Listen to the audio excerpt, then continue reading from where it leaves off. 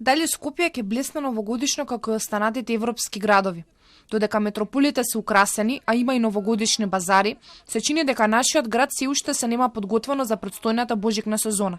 Телма направи обиколка околу плоштадот Македонија, каде оваа година треба да биде поставена елка со мини тезги.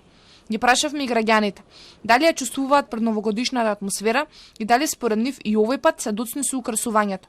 Некои од нив зборуваа како тоа се правило во минатото. Денеска не се осеќам, али се надевам за скоро време, да. Мислите дека се доцни со китење на Скопје? Па веќе навикнавме, прошливе години доста се доцнеше. Градоначалникот кажа дека многу брзо ќе се среди таа, ќе се накити градов. Па да видиме. Слабо. Дали мислите дека се доцни со китењето? И китењето е слабо.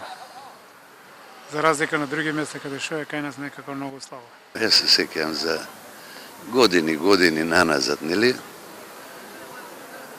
Кога се чувствувала, сите ја чувствувавме некако, нели? Сега не. Гледаме у Виена, у не знам кои градови веќе тоа на големо се работи. Има време да се накити ако се има волја, ако се сака. Градоначалникот Георгиевски само неколку дена по изборите вети дека оваа година Скопје ќе биде украсено како што треба и онака како што заслужуваат граѓаните. За украсувањето на градот донесена одлука за избор на Link Media Plus Doel. Според техничката спецификација, фирмата ќе треба да го украси плоштадот, да постави елка од минимум 13 метри височина, да украси неколку улици и да го украси просторот пред владата. Минатиот месец, оваа фирма го доби тендерот за украсување на општината Центар и Штип во вкупна вредност од околу 146.000 евра. Во меѓувреме, во општина Аеродром Скопјани од пред неколку дена се забавуваат на предновогодишниот базар Зимзолен, во кој има и забавен парк, а нуди и храна и музика за посетителите.